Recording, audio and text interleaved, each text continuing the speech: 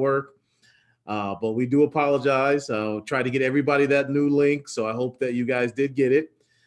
We are going to, so today we have a very special guest, as you can see on our Tuesdays with Ari Mentor webinar. We have Fereydoon Safar. For you, those of you who don't know Fereydoon, he is a Ari Mentor faculty member. He does a lot of the immersions with Jeff, and he's also an investor.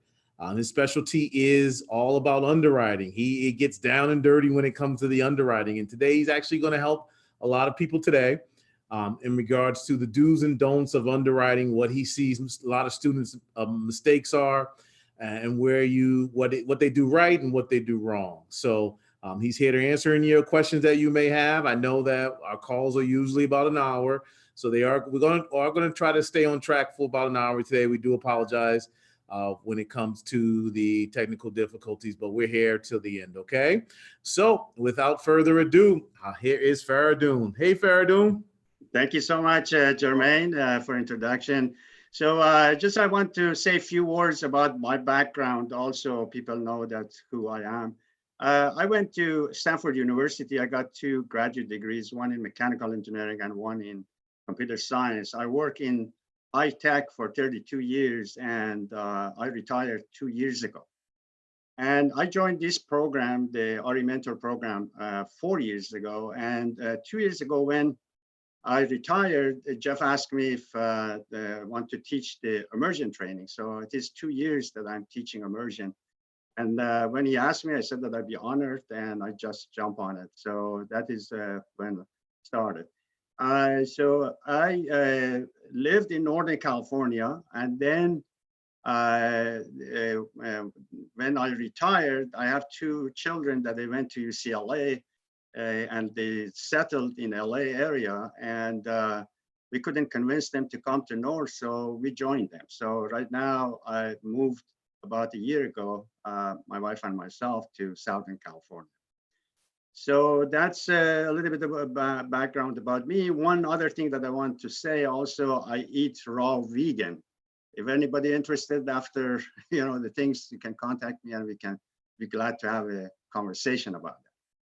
So with that, basically, I just want to talk a little bit about the underwriting. We recommend that when you're going to start underwriting, we covered that in detail in immersion training. I hope that everybody attend that, and if not, hopefully attending in near future. So what we have strongly recommend that picking a market. In that market, you want to underwrite around 5 properties in order to get a good feel about the numbers. So that is one item that I highly recommend. So we recommend that to do it. So it is a good thing is that to get a feel about what are the expenses in that market, what are the income in that market, and so forth. A few things that I'm going to say is that what are the top items that I've seen that people use incorrectly, and I'm going to suggest how to use it correctly. One is that as people that have started underwriting, you guys know we have 9 expenses, and we have 7 items related to income. So one item that I see that quite a bit has been written, not correctly used is taxes. When we buy a property, the tax that the owner pays is going to be different from the tax that we are going to buy, when we buy. And so that tax is going to increase. And I've seen many times just basically students have used the seller taxes for their own taxes. The main reason I see that people have been doing it because these numbers are very huge. So some of the properties that they look at to underwrite, maybe the annual property tax is around maybe 400,000 or something like that. These numbers are huge, and then just they use that number, and that is not a right way. What the right way would be is that to get the taxes. Basically, you need to know how your taxes is calculated, because every state, county in United States, their tax is calculated differently. And they use millage rate that is specific to that market, and also the method of calculation is different. So you need to contact your assessor office, and you know how the taxes is calculated, and calculate on that. And since you are buying the property, you know how much you're going to pay, and you should know what your taxes should be. So that's one item that I see quite a bit. So the other things that I want just to say is that I've seen if a property that, for example, the seller is using a number for their, specific, for example, expenses. Just I'll give you an example, repair and maintenance. Say if the seller is using a number and we compare that number to our rule of thumb, and if that number that the seller is using is less than rule of thumb, usually we use rule of thumb. But I've seen that sometimes students use, if the seller number is higher, they use the rule of thumb, and that should not be the case. And what should be done, we should use the higher number, because the rule of thumb is across the board in the United States, and in that market, really, you may need that higher number. I give an example, maybe, for example, the 60s product, we usually rule of thumb is about $600 per door. And now if the property is using, say that 750 per door, you should use that 750. So that's just because you don't know that really the 600 might be enough. You use the higher number, what the seller is using. Down the road, if you can decrease that, it is going to be a value add for you, but you are not sure at the beginning. So that's a suggestion. Okay, what else that I could say? I've seen also that sometimes the seller do not know where to put their numbers, and they put the Capex numbers as part of repair and maintenance. And in that case, the repair and maintenance is going to be very high. I seen a property recently that the Capex item were included in part of the repair and maintenance, and the numbers were as high as 3,000 per door, which does not make sense. So in that case, when looking at the details of the numbers in the profit and loss statement, for short, actually profit and loss statement trailing 12 months, we call it T12, and that T12 is these numbers are included as part of repair and maintenance. You have to talk to the broker and the seller, separate them. So, because you don't want to use the Capex items. So that is another one that I've seen.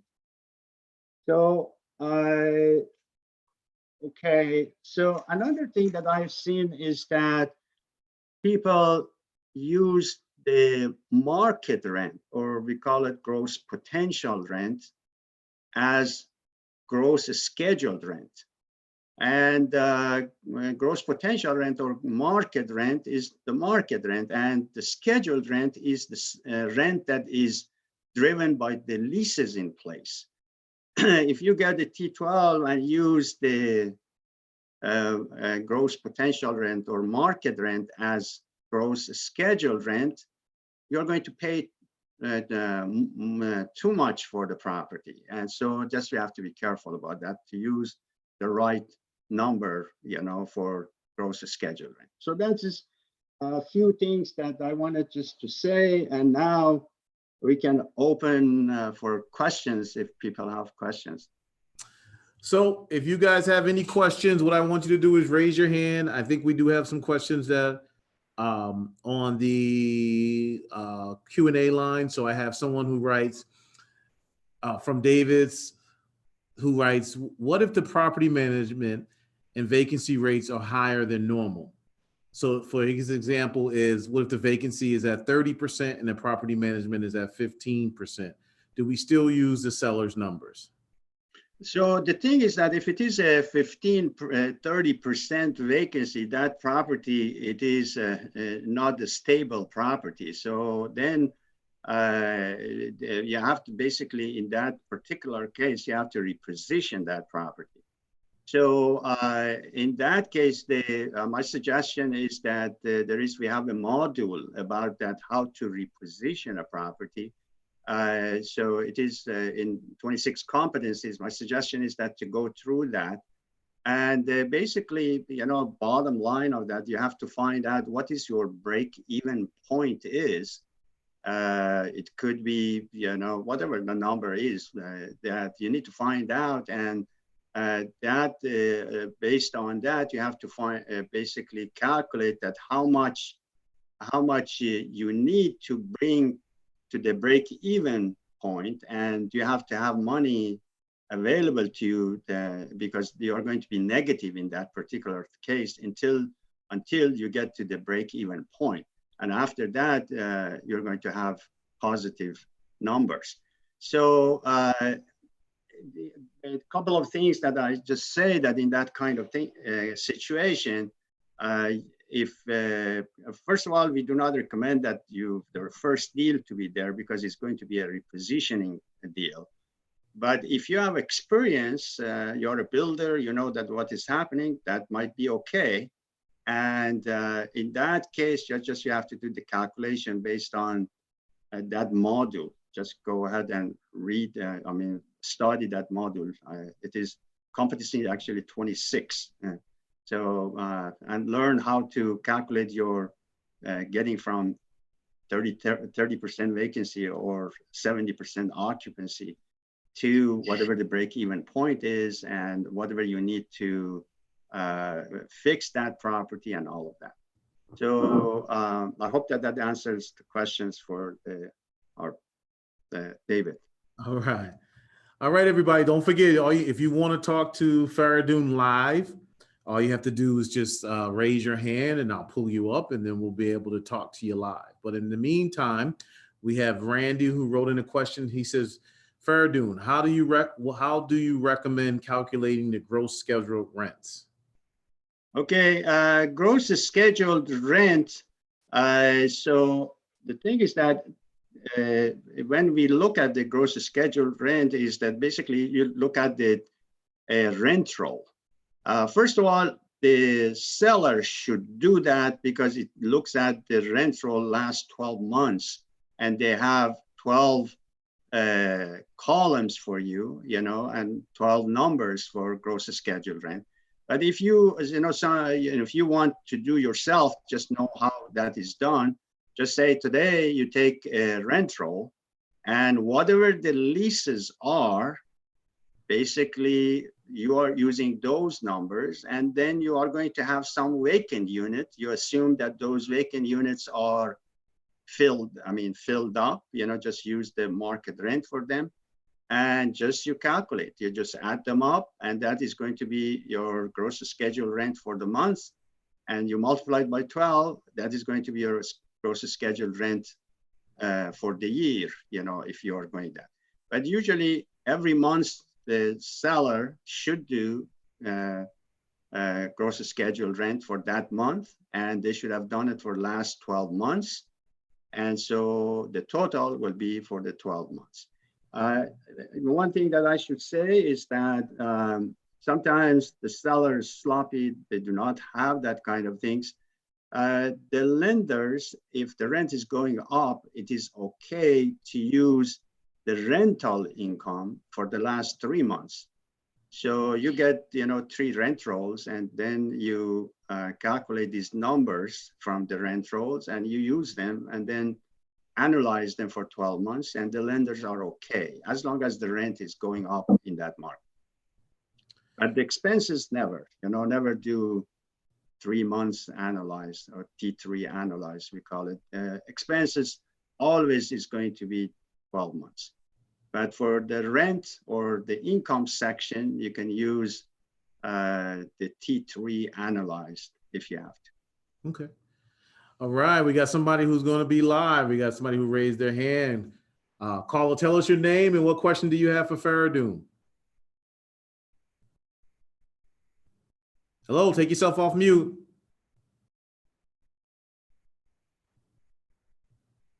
You got to unmute yourself. Cal, can you oh, there you go. That work? Hey guys. All right. What's your name and what question do you have Hi, for my Fereydoon? name's Charlie, and I just wanted to ask a question with respect to going back to the break-even point. The break-even point is obviously the calculation where the profit is going up over the amount of money that you have, invested in the property or something like that. You can certainly clarify. But what about the time to reach the break-even point? I'm concerned about having too long to reach the break-even point. If I'm below that, what type of time frame should I be looking for to achieve the break-even point? Sure. So first of all, the break-even point, you need to cover the expenses that you have in general, and also the money that you have to pay for the lender. So so that is, you calculate the break-even point. Absolutely. If say that you're between the break-even point and whatever the occupancy is, by the way, first of all, when you take over a property that is repositioning, you might lose, a 10%, 10 to 15% of the occupancy to lose. So when it is at 70%, it might go to 60%. Just be aware of that, because if the property at 70% occupancy, it means that the owner did not have undesirable people. And then when you take over, you have to get rid of any drug dealers or any non-payers, slow payers. So all of those, you have to get rid of them, and your occupancy is going to suffer another 10%. Just be aware of that. But absolutely, you have the point that you have, it's right on, because if depending on the size of the property, so the thing is that you can fix so many units per month, and when you fix them, actually sometimes you can fix much faster. But the main thing is that when the units are ready to be rented, so you have to look at, just estimate that how much basically how many per month your people can rent. And based on that, it's going to take you that many months to get to the break-even point. And when you raise money, you have to calculate for that deficiency of money. And actually what you have to do is that you have to put a safety factor of 10 to 20% just to be on the safe side. Repositioning fails based on two things. One is that not having enough money, calculating incorrectly the money that is required. And the second one, having the wrong property management company to do the job. But does that answer your question? Yeah, I don't know if you can hear me, but yes, that's a great answer. Thank you very much. You're welcome, Charlie. Nice talking to you. Any other question? Thank you, Charlie. Any other questions? I guess not. Our next caller is Jessica. Jessica, unmute yourself. And what question do you have for Fereydoon?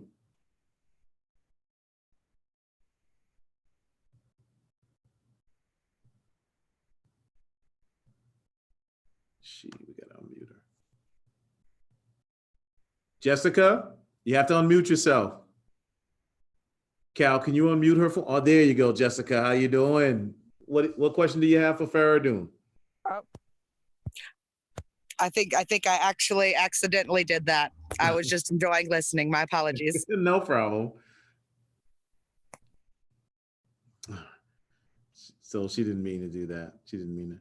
All right. Next question we're gonna have is for Tess. Tess, unmute yourself. What question do you have for Fereydoon?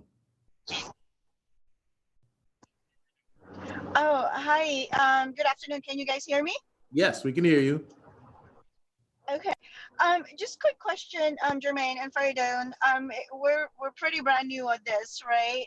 Since the immersion training, and it just seems like we're being frustrated with the fact that most of the properties that we've been trying to do the numbers on is coming out that in order for us to get the Holy Trinity, that we would have to come in very, very low. And we know for a fact, like a few of them, we know that the offers have already been submitted prior to us, and all of the offers were turned down and declined by the seller because they were too low.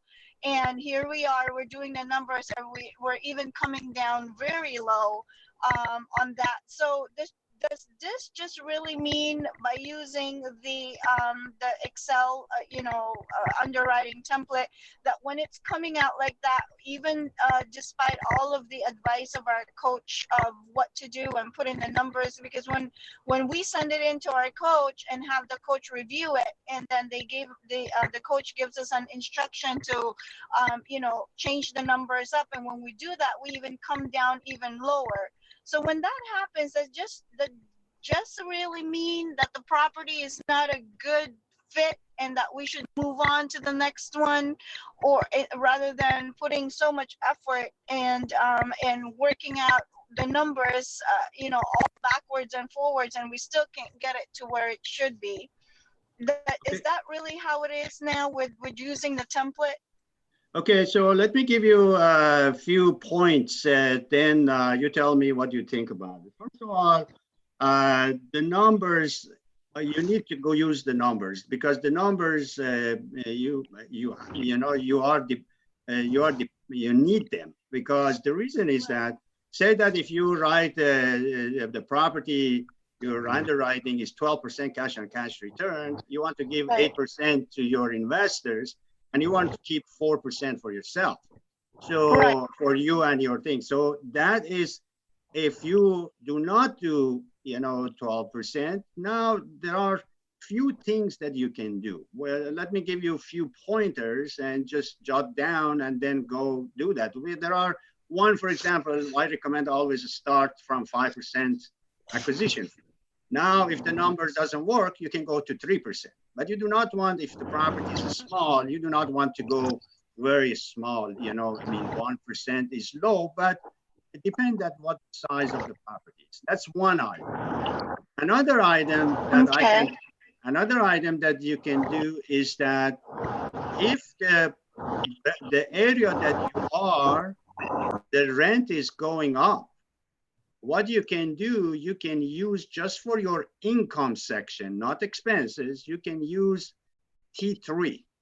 T3, analyze it. Just take the 3 months and multiply it by 4. And that number, if the rent is going up, the numbers for the income section is going to be higher than T12. In that case, you can pay more. And the lender will use those numbers also. So that's another point, okay? Are you there, Tess? You muted yourself, okay. And a couple of other things that I can say also, if you have a value add on the property, what you can do, you can use interest only loan rather than 30 years amortized. So if you use the interest only, the only time that you can do that, if you have a value add, say that, you can increase the value in a year or so, you can add value. If you can do that, in that case, you can use interest only. In that case, also, you can pay more for the property. And I'm going to give you another one. And the last one is that we say that to do 12% cash on cash return, because 8% give to your investors, for example, and 4% for you and your team. Now, what you can do, rather than 12% cash on cash return, you can go maybe to 10% cash on cash return. But if you do that, you need to have a good value add that later to compensate you, because you don't want to work for free, so on this any property that you buy. So those are, 4 things that you want to consider to pay more compared to what it is. But however, let me give you this, is that if the property, whatever the number says, if it is low, just be, tell your broker, just call them. It's just the way that you want to tell them. You say that, Mr. Broker, based on your number and my investor's requirement, the number came very, very low. Do you want me to submit my LOI or I wait for your next deal? And after that, just zip your lip, I call it. Don't say anything after that.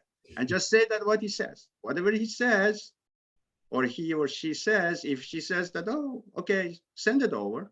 I've had cases that a student that they have shared with me, they said this, and then the broker said, send it in. That's okay, just send it. But if the numbers, the broker says that, what is the number? Just explain to him.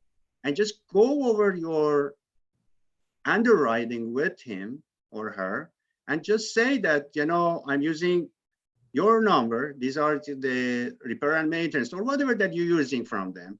Tell them. And then also tell him that my taxes is going to be higher. They understand that. So any number that you're going to use higher than the seller, they will understand that, if the broker understand that. And explain to them. And if it works, that's great. But at least you educate those brokers that you are talking to. So as you communicate with them, they understand that you are a number person. You are not buying this like a single family that people might buy it on emotion. These are basically, since you are dealing with investors, you have to be very, very, tight on your numbers to be correct, because, you have to pay the investors and also you keep some money for yourself. Does that answer your question, your concern? Yes, it does, Fereydoon. Thank you so much. That really enlightens that for us. Okay.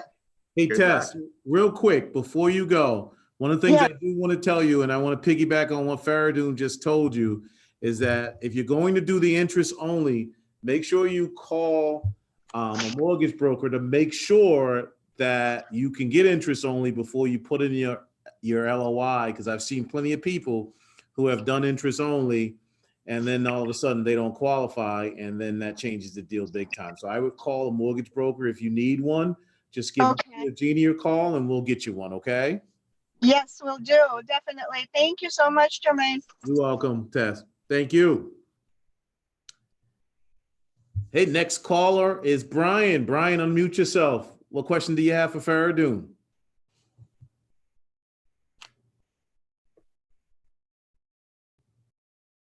You guys hear me? Yes, we can hear you now. Awesome. Hey, Fereydoon, good to see you again. You were our underwriting teacher out here in LA, so I appreciate what you did. This has been very helpful. My question is on the interest only part, and my coach is Don, so he's the underwriting, template guy. I know how to do it with my calculator, but is there plans to add an interest only function? Or is that do I just kind of plug in the interest only payment based on my calculator? Yeah, the thing is that the interest only is that basically, as the Don Goff says, just put a large number there in the amortized field. So that is, let me just look it up and just say that what field is that. We have 30 right now as a default, cell M18. So just put a large number. It is, Don says that put 250, you can put 1,000. It calculates correctly. So for your interest only part. Okay, didn't realize that. I'll have to go explore that a little more. Yeah, just on that field that I mentioned. So basically, you put, the default is 30 because we assume that the loans are 30 years amortized. Oh, got it. If you want to make it interest only, just put a large number, just change 30 to 250 or 1,000 or whatever large number.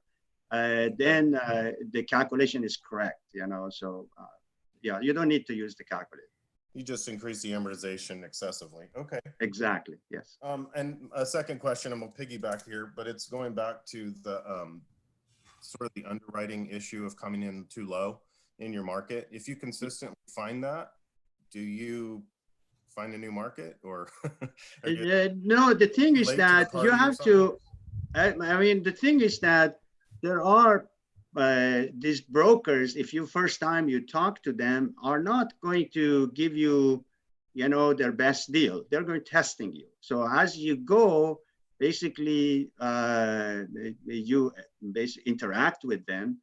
So they know that you are a serious player and all of that. So then everything should work. So I give you one of the coaches, Jeff Kissy, that has an example that I heard from him that is very interesting. So he was talking to brokers and all of that. When, you know, the broker relationship is everything. So when he found out that that broker, they have a baby, you know, the coming. And so what they did, they went, spend, you know, some money, you know, $200-300, something like that, to get some stuff for the baby coming. And that made a big difference. And he got the good deal right away. And then after that, a very good relationship. So you have to find out that what is the best way to have the best relationship with those brokers as you can. So those are the things that going to make a big difference. One suggestion that I have is that if you have a broker, I mean, you're dealing in a market with the brokers, usually we recommend that you want to have 10 brokers in a single market and talking to them at least 7 days to 10 days, something like that, you know. So if you do that, and how about that, maybe sending them you know, a box of chocolate or something like that, $10 or, you know, something. And just make sure that you want to work in that market with that guy, so, or her, or whatever it is.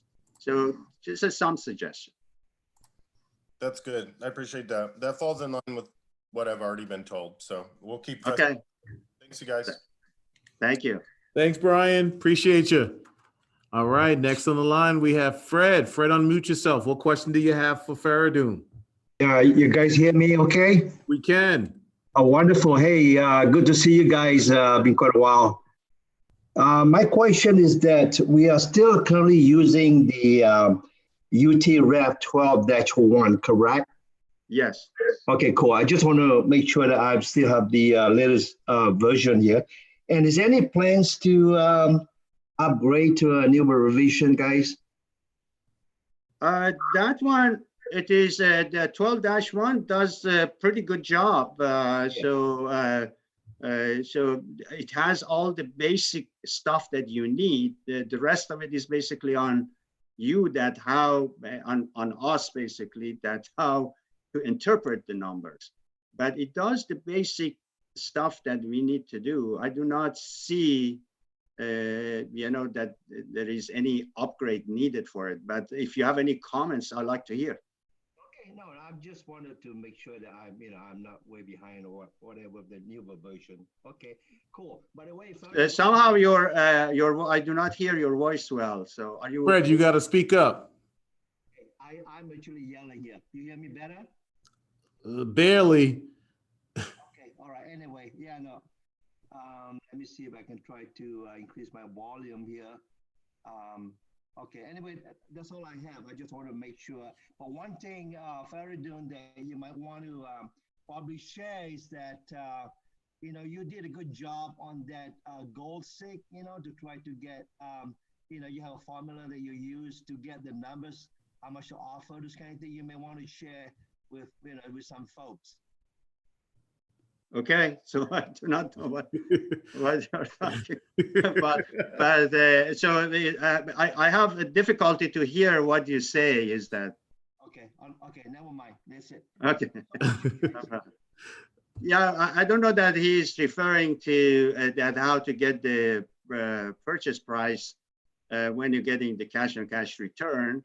So the thing is that basically what we recommend, you know, it is good to the numbers when you want to get 12% cash on cash return, change the purchase price, go up and down, and those two go in the opposite direction. But if you want that, to get, with one step, there is a function in Excel that it says goal seek. But just anybody that is interested, just talk to, somebody that knows what the goal seek is, or just Google it. Google how to use goal seek in Excel. But that doesn't matter. The main thing is that with few steps, you can get the purchase price, and that's all it counts. I like that. I recommend actually the people that start and to use just the numbers, because you want to have a good feel with the numbers. It is 4.2 million I'm going to pay. And then, then maybe I have to increase it to 4.25. So that kind of things, you have much more control. That's my suggestion. So guys, so if you want to ask Fereydoon a question, please raise your hand and he will answer that question for you.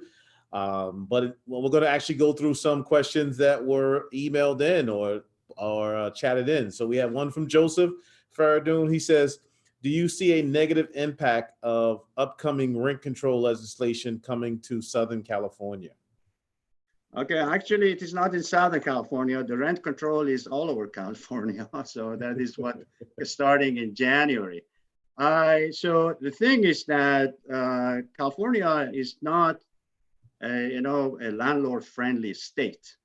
So there are 8 of the 8 states that are friendly, like Texas, like Florida, like Colorado. So there are 8 of them. You can Google it, and also, or you can, if you got to immersion, probably you got a copy of that from immersion, so you can use that. So California is unfortunately not a landlord-friendly state. However, I said that, I want just to say this: if you live in California, we always want to look at our backyard, because sometimes you see that you can get good deals in our backyard. But those regulations that they have, what is the regulation? It's not to rent increase 5% per year.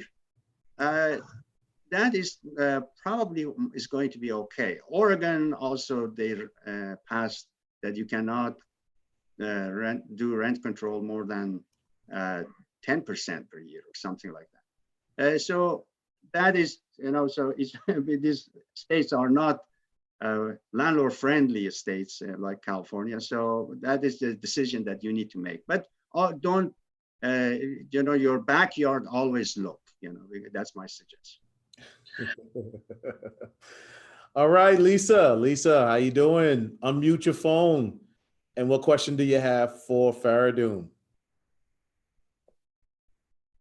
Unmute yourself, Lisa, if you can. Can you hear me now? You can. Yes. Hi, Lisa. Awesome. Hi, I'm loving this call. Thank you, Jermaine. I had the pleasure of being in Fereydoon's class in New Jersey when he was here this summer in the end of July. So he's awesome. I had a question, and it was related to the payroll expenses. So I've been underwriting some properties, and some of the properties have a management fee, but they had no payroll fee. And I wanted to know, do you recommend, or is there a certain unit number that you would expect to see payroll and management fee? That was my question. What size of unit, what size property you are talking about? They're 25 to 35 units. Okay. So it is usually less than 20 units. I've seen that they do not have the payroll. That is okay. But what we do usually, we use for repair and maintenance, for R&M, repair and maintenance, we usually use 10% of gross scheduled rent. Okay. So you're making a point that I want to just generalize this so for benefit of everybody. If you have a case study, it's called Somerset in one of the competencies. I think that's competency 15. So there is a Somerset. It is a 12 unit, and it has a lot of good rules that you want to use for underwriting a small properties. So the thing is that this in this particular case that you say 25 to 35, just you have to see that either the with management companies in wherever that you are want to buy, just you want to talk to them what is common in that area. And if the management companies decide that to include that payroll stuff was part of the repair and maintenance, just go for it and just exclude from the payroll in your underwriting. That's fine. Okay. Okay. That Great. answer your question? Yes, it does. Thank you so much for your help. Oh, you're welcome. All right, Lisa, thank you. All right, remember guys, raise your hand if you're looking to have Fereydoon answer your questions. We have some more questions that were written in Fereydoon. We have questions from Nate. Nate writes, how do you write in Capex expenses? Some have already been separated, but where should it be used on the underwriting worksheet? Okay, in underwriting, the Capex, right? Is that what you're saying? Correct. Okay. Capex is a cell, I'm just looking in the underwriting, it is a cell E34. The stand right now it says 300. So the Capex 300, and these days, usually the lenders want on average $300 per door for Capex. Just use that number. But if your property has more Capex is needed, when the lender is going to inspect your property, they might come larger number. So that is just be aware of that. But however, in the underwriting, we have that cell, you put the number if it is different, and just you underwrite, that calculates it. Just look at the template. All right. I hope that answers this question. All right.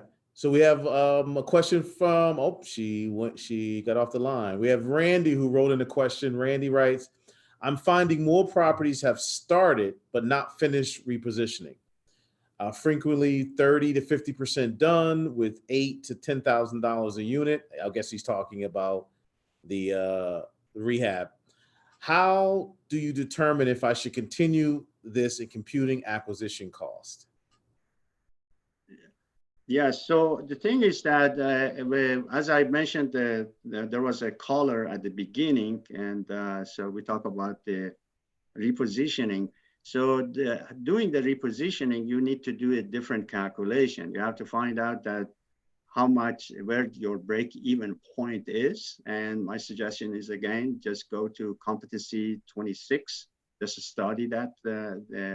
Dave has done an excellent job on that. So it is a very good learning material, and find what your break-even point is. And based on the break-even point and whatever the occupancy is today, the difference you're going to spend money. Basically, the property is bleeding. So you have to, for that many months that you can fix, upgrade, and bring the units to market, rent it, those are, you're going to be using money from investors. And then after that is going to be positive. So if it is your first deal, and if you are not a builder, my suggestion is that don't do the first deal. First deal, just do an easier one. But if you are a builder and you can handle that, and maybe the property is small, maybe you can handle it, and then that's okay. So that's my feedback. All right, we have some more questions that were written in, Fereydoon. We have one from Matthew. Matthew writes, how can I get to a point where I'm faster at doing the underwriting? It feels like I am not getting any better. Okay, that is a very good question. First of all, you want to learn how to basically funnel your business, and how to basically the properties that come at you, how to basically to do it or not to do it. So a few suggestions that I have is that if a property, for example, is in a D area, you pass on it. If the property has been renovated recently, what we are going to do. So basically this way you get rid of the properties that you don't need to underwrite. And so that way, it is going to be just basically spending time on the ones that you need to. Underwriting, you have to be basically correct on the numbers. As you practice, you will get faster and faster. So that is my feedback to you. Basically, the deals that come to you, basically you want to screen them and not to do the one that does not make, does not make sense. And then when you're doing it, just as you practice, you get better and better. So that's my suggestion. So in other words, keep underwriting. Keep That's underwriting. what I tell you. Yeah. Just keep underwriting. Even if you think the deal is bad, it's still good to underwrite it to get in that practice. So yeah, at the beginning, you want to underwrite everything that comes at you. And when you get to the point that you say that, is a time is a matter, the important things for you, in that time, you can screen the deals that come to you. And just I gave a couple of them is that if it is in a D area, you don't want to do it. And also if it is recently renovated, the last 10, 15 years renovated, what do we need to do? Because we cannot renovate to get the value. So those are the couple of things to consider. all right. We have a live call. Cladisha, unmute your phone. What question do you have for Fereydoon? Hi, Fereydoon. Hi, Jermaine. How are you? How you doing? Hi. Hey, quick question. I know you said 20 units or less, you don't need a payroll, but what about for a mobile home? Does that apply? Is that the same as far as mobile homes? So let me ask you that the mobile home, are you looking to buy the mobile home is just the pads you are buying, or you are buying the mobile home themselves? I'm still learning. Oh, okay. And I understand that, you can make a lot of money owning one. I do have one that I'm looking at right now, and they all actually own their homes. So they're paying basically the land. So basically, it is a good business that if you buy, the park and you are renting the pad, it is not a good business that if you want to own the trailer park, because those units get very quickly, they lose their value. So if you want to underwrite, these are unit-based, we call it, versus square footage based. So since this is a unit-based, you can use the same underwriting, but there are a lot of things that you don't need to use because you don't have any maintenance type things. You do not need a crew like that, So that is a different things. I don't know that, Jermaine, that our mentor, we have a module for this case, if they're available to students or not. I have not seen that. We haven't done mobile homes in a while, so I would definitely have to check. I think, Cladisha, you and I had already talked about this, and I referred you to people who have done mobile homes, and hopefully they can help you out as far as answering questions. Yeah. But the principles are the same, it is, the principles are the same, so you can use it. You can use the same underwriting. Only some parameters is going to be different because you do not have repair and maintenance. You don't have the type of things that you have in an apartment. So but the principle of underwriting is the same. Okay. All right. Well, thank you so much. I appreciate it. Thank you, Cladisha. Have a good one. Okay. All right. Thank you. All right. Next on the line, we have Mike. Mike, unmute your phone. What question do you have for Fereydoon? Yeah, hello. Hi. Fereydoon, when we went through your immersion training, you passed out a sheet which was called a blank bucket list. Yes. Is there any place in the library where we can go to download a copy of that blank bucket list?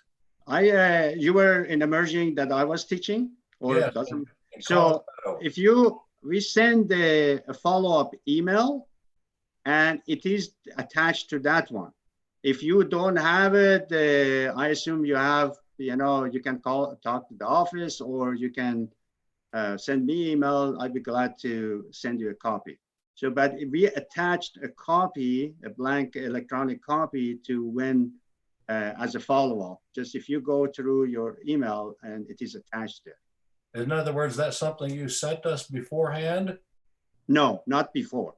After I send a follow-up email after the event, because at the event we talk about and we promise some stuff to send to students, and in the follow-up email is there. So, but if you didn't find it, just feel free to send me email to me, fsafai@rementor.com. I'd be glad to send it, or contact the office. They have a copy. They can send it. Okay. And also, one other question I might ask. The conversation the gentleman had where he said only 20 or 30 of the units in a deal he was analyzing had been repositioned. Well, I'm correct in assuming that that's something we want to find, as long as the units that haven't been repositioned are still occupied and we're getting rent from them. Isn't that what we want? That's correct. Okay. All right. What's the other one? Email again. Well, Fereydoon, could you repeat your email? Sure. Safai, Safai, S as a Sam, A, F as a Frank, A-I, at rementor.com. Okay, thank you. Because you have received emails from me during the event. So. Right. Okay. Jermaine, you had a comment you wanted to give to Mike? What's that? No, I was going to tell Mike, if he can't find that email from Fereydoon, all you have to do is give Jeannie or myself a call, or even Patty in the mentorship department, and we'll get you that bucket list. Okay. Oh, I did contact the office, and there's a bucket list in some of the I don't know, was it Excel or something like that? I did notice that in there, but Fereydoon passed out a blank sheet. Oh. I was wondering if there was a copy of. Yeah, So, I send the electronic version of it, but if you don't have it, send the email to me, or look at your email. If you couldn't find it, send the email to me, or contact the office. They can email it to you. Okay, very good. Thank you. Yeah, I don't want to get your email and I make a mistake about your email. So then I have difficulty to find you. Okay, very good. Thank you. Thank you, Mike. Appreciate you. All right, Fereydoon, we have another question that was emailed in from Andrew. Andrew writes, what do you typically use for closing costs other values? He's currently looking at a 30 unit property. Okay, closing costs other. So basically you want to look at, we have a list of items that you have to consider. For example, 1 year of insurance.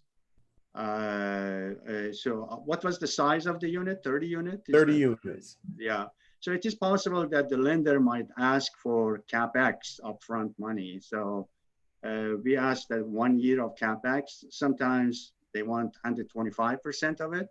The best person to talk is that to your mortgage broker, like Eric Stewart or anyone else that you are working with. So those are 2 items. And then you want to have 2 months of expenses. And if the property is small, you may want 3 months of expenses.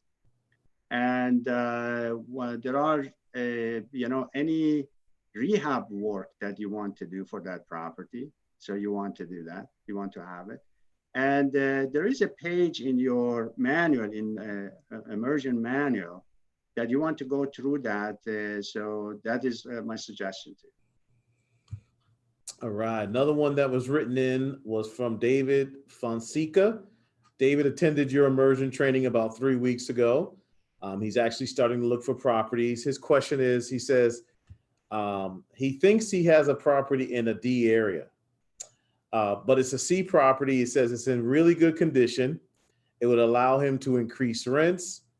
Right now, it's positive, the underwrite positive as far as the Holy Trinity is concerned. But he said he was only told to go to B or C properties and B and C areas. And is this always the case? Or is there, what constitutes a D area? So if it is a D area, my suggestion is that there are many D areas in US that are getting gentrified. So you want to check if you have a booth on the ground or if it's close by to you, just check it out. If it is getting gentrified, and especially if you go at night and it is safe, and all of that, that is okay. And that is okay to go after. So there are many places in US that are pushed out to make from D to C area. So that is just my feedback. And another thing, David, is that we actually did a call probably about 2 to 3 weeks ago with some real estate brokers who actually talked about doing properties in those types of areas. And so you might want to listen to that call again, so that way you can get an idea of what you need to do in that area, okay? All right, so we have Lisa who writes in. She says, sometimes I see no payroll expense on properties I am underwriting. Is there a certain number of units that are okay without payroll expenses? I guess we already answered that one already. Yes. Yep. And then we have David who writes, is there a spreadsheet to calculate 3, 5, 7, 10-year returns to be able to determine future gains? Yeah, so I think that you want to talk to your coach. There is a 5-year projections that you can get from your coach, and go through that, and shows how to do that, how the returns are the next 5 years. And if you wanted to extend it to 7 or reduce it to 3, you can do that. Okay. A couple more questions for Fereydoon, and then we'll let you go. So we have another one from David who writes, when it comes to taxes, some places base the taxes on the assessed value. This could go up after you purchase the property. So when you're calculating your taxes on a higher rate, what do you recommend? So always you want basically to know your area, because every area is different, that you need to know how the taxes is calculated. And also you want to check the area that how the taxes is going to go up, because sometimes from the brokers, you can get some information that, next year, how much it's going to be. But the key is that you know how your taxes is calculated. And since you are paying the price, what you're buying, and that price, you can calculate what your taxes is. One thing that I just want to comment that came to my mind is that there are some cities, just you have to be careful that when you ask for your tax calculation, one side of the city, their tax calculation is different from another side of the city. The reason is that they have different school district, and then each school district, they have their own whatever percentage that they want. So be aware of that if you are in one city, in one side of the city, and the taxes, whatever that is calculated, you think that that is going to be across the board. Just make sure that there is only one type of numbers in that city. If there are multiple tax rates, just be aware of that. All right. And also, David, it's funny because we actually did a call about this about 4 weeks ago from Rebecca. She explained how the best way to calculate the taxes and the best way to not calculate your taxes so you don't get caught. So she talked about that too. So if you go on the mentorship website, you can listen to that call and she'll give you some good advice on that. Okay. All right. We have another caller who's called in. We have Jonathan. Jonathan, unmute your phone. What question do you have for Fereydoon? How you doing? Can you hear me? We can. What's up, Jonathan? What's happening? So I've been in the program since February, And I'm curious as because I had a previous coach who I discussed the Holy Trinity with, and after vetting many deals coming in at about 50 or 60% of the asking price, he confirmed to me that, you know, hey, you might want to just settle for 8%. So I'm gonna be honest, it's very disheartening to hear these new people getting on here asking why it's so hard to find the Holy Trinity. So my question is, why are those numbers still being promoted when we really know that's an extreme unicorn?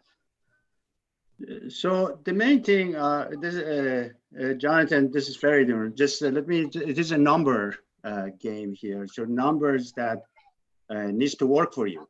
When we say that 12% cash on cash return, because you want to give 8% to your investors and 4% for yourself. So the thing is that if you give 8%, you buy it based on 8% cash on cash return, and you give all of it to the investors, and nothing is going to be left for you and your sponsor, you know, and because we don't want to work for free. So now, if you have a value add, as I talked earlier, you can do this kind of things. But the 12%, by the way, cash on cash return is everything. Other items like the cap rate, you know, and DCR, debt coverage ratio, those are a byproduct of the cash on cash return. So the most important thing is that if you have the cash on cash return, we decide on whatever that we decide that we want to go with, that is going to drive the whole thing. So it is very important that we make money. If we do not make money, so we shouldn't do it. So what I understand. So what I'm saying is, based on the condition of the market, right? You're not going to find 12% cash on cash. You'd be extremely lucky to find 10%. This is the reality. And so what I'm saying is, when I'm hearing these new people get on here who just got the program saying that we can't find the Trinity, and that's not even being addressed, that the Trinity are old, antiquated numbers. Okay, I've talked to quite a few people at this point, and the cash on cash, you find it a 12% cash on cash, you know what I'm saying, you better go to 7-Eleven and play the lottery at the same time, because you just really struck some luck. So what I'm saying is, the reality of what we've been seeing and what a lot of guys I've been talking to have been seeing is you're really stretching it to try to get 8%. And we know that goes all to the investor. And my last coach, when I discussed this with him, he said, you might have to, you know, go first year without, you know, making money, you know, just get your acquisition fee. And then if you have a value add, build it up. So that's the reality of it. And so as I'm listening to this, it's kind of hard to keep hearing this Holy Trinity number thrown out there, and that's not being addressed. Okay, so the caller had at the beginning asked that I gave, you know, 4 cases to increase your purchase price, and still you make money. So the thing is that is okay, that not to do 12%. At the beginning of the call, I said that you can go to 10%. If you're saying that you have a good value add, you can go to 8%. And but however, you have to have a good value add to get this back to 12% in year 1 or year 2. Otherwise, you know, the first year you're going to be okay with the acquisition fee, but if you don't have cash flow during the whole, then it's going to be difficult, you know, motivate us to be on it. So you have a good point that you know, if you have a good value add, and if the 12% doesn't work, go to 10%, go to 8%. And but however, it has to be provided that you have a good value add. If you don't have a good value add, just don't do it. That's my suggestion, but do whatever works for you. Jonathan. Yo. So here's what I'm going to tell you, and I think you and I have talked about this before. One of the things that you got to be cognizant of is that you can go to an 8% cash on cash return, and then you guys end up with nothing. But then who are you going to get to sponsor that particular deal? Because you have to find a sponsor who's willing to wait for you, or wait for the cash flow to kick in for them. And if they're not willing to wait a year or two, then the deal may not get done. Or you can say to yourself, I'm going to go to a 9% cash on cash return. Say to your investors, I'm going to give you 6, and then I'll take 3 for my asset managers. But if you you have to find investors who are willing to take the 6%. So the reason why we say to you that it has to be a 12%, it doesn't have to be a 12% cash on cash return. The reason why we prefer our students to get a 12% is because we know that most investors are going to want 8%, and then that leaves you 4%, which allows your asset managers, along with you and your sponsors, to be able to get something out of the deal. I understand that. And I basically asked that question for the benefit of the newbies. Oh, okay. To know that 12% is extremely rare, and for the questions to be addressed from the reality of how the market looks. You can make money, you can get deals, but I asked that for their benefit because I heard some people on here just 3 weeks in and stuff like that. I'm almost a year in, and you know our situation, so I'm just putting that out there, that the whole 12% Holy Trinity being push, when you know in reality it's extremely unlikely to find that. I just want that to be clear. All right, Jonathan. All right. Have a good day. I appreciate you. Okay, Jonathan, are you there? Yeah. Okay, let me give you one example. You know, there was a deal one of the students have done in Texas that they were asking, you know, at around 5.7 million or something like that. And the 12% cash on cash return came to about $2 million. Okay, so that's a big difference. Now, what the student did, he knew there is a value out there. What? You know, because the utility was not done for that deal. Utility reimbursement basically was not done, was done for the properties around that deal. So he figured it out that he can do the utility reimbursement over 2 years. And he went in and paid 3.1 million for that property. They were asking 5.7, something like that. So he bought it at 3.1, but he knew that it's going to have a value. So he went in and he did the deal and did a good job on that. So just wanted to share with you, this is doable. Of course, you are pointing that, you know, so you need the 12% at some time, not the first year if you cannot get it, but at some time you need it in order to have your investors. Just I wanted to share that. That's a great story, and that's amazing. He was able to get it at 3.1 when they were asking 5.7. So I'm happy for that person. That's good. Okay. Thanks a lot. Thanks a lot, Jonathan. Have a good one. You too. Bye. All right, everybody. Thank you very much. We're coming up on, we're actually past an hour. Fereydoon, I appreciate all your patience and all the technical difficulties at the beginning. We actually had a really good turnout, so I appreciate you. Any words of advice before you leave for all of our students? Okay, just want to ask that this call, probably some students that are going to attend immersion training in the future, my suggestion to you guys is that to attend because you learn how to underwrite. I highly encourage you to do that. And also just do it. Just do it. You will learn, you know, and the material is there. People are doing it. Just do it. That's all I'm going to say. All right, guys. Thank you very much for joining us. We really appreciate you. Have a good week and happy hunting. Thanks a lot, Fereydoon. Thank you. Anytime. Bye-bye.